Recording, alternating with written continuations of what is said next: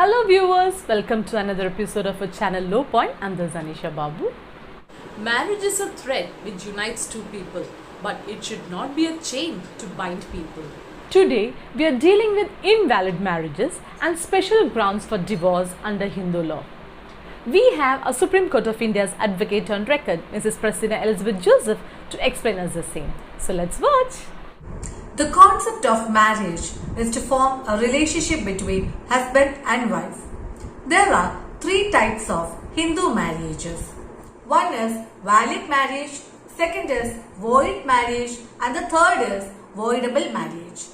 We have seen in our previous session that when marriage is conducted following Hindu rites and customs by Hindu couples who are mature and of sound mind, the marriage is considered as valid.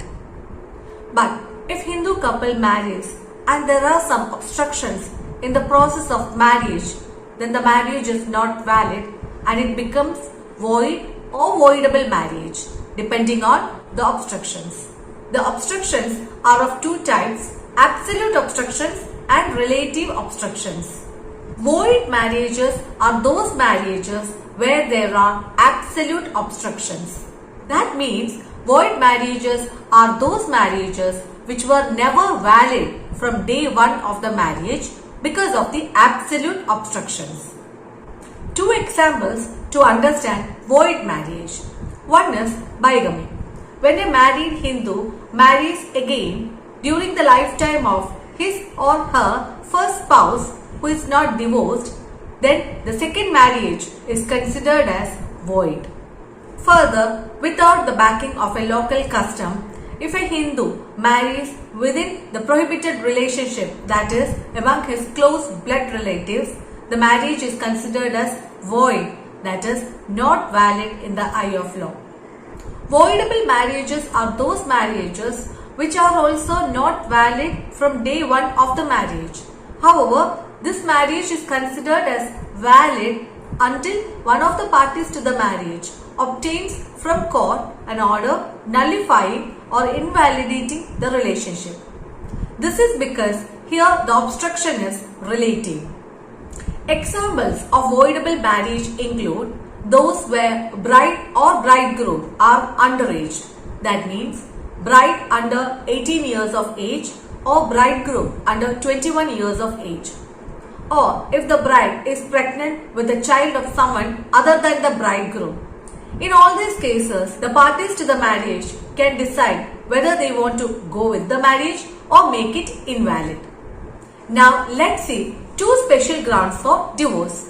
One is restitution of conjugal rights, secondly judicial separation.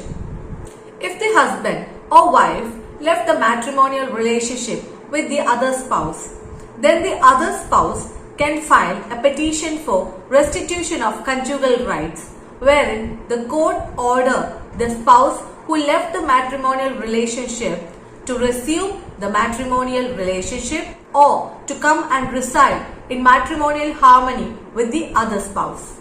However, if husband or wife does not resume matrimonial relationship with the other spouse for a period of 1 year after passing of this order, then it will become a special ground for divorce. Now let's see what is judicial separation. Judicial separation is not divorce and it does not put the marriage to an end. Here, relationship of husband and wife remains as it is, but the parties are not staying together. Even though the ground for divorce exists, the parties intend to see and assess whether to go in for divorce or not. So instead of filing a petition for divorce, they file a petition for judicial separation, wherein the court permits the parties to stay separately. However, if husband or wife does not resume matrimonial relationship with the other spouse for a period of 1 year after passing of this order, then it will become a special ground for divorce. So, we saw two special grounds for divorce. Restitution of conjugal rights is one where one of the partners wants the other partner to come and stay with him or her. Second is judicial separation, wherein one of the partners wants to stay separately from the other partner. Now let's see divorce by mutual consent. Many times in a marriage, it so happens that the spouses can't stand each other and can no longer live together happily. This is when they opt for divorce by mutual consent.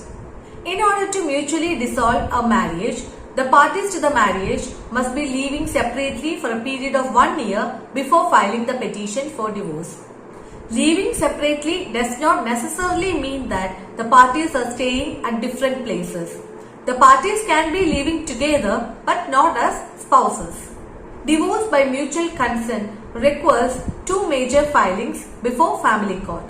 One is petition for first motion, second is petition for second motion. Petition for first motion, here parties to the marriage jointly file the petition detailing out their intention to part ways. After the parties file the petition for first motion, both the parties shall appear before the family court and give their statements. If the family court is satisfied and the statements are recorded, then the first motion is said to have been passed. After the first motion is passed, there is a statutory cooling period of minimum 6 months and a maximum of 18 months for the parties to rethink their decision.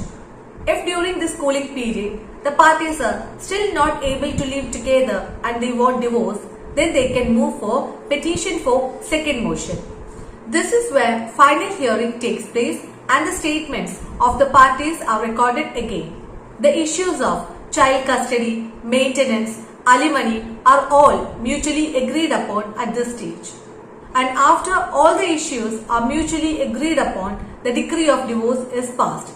Then the marriage finally comes to an end by mutual consent. Thank you for watching. Stay tuned. Till then, take care. Bye-bye.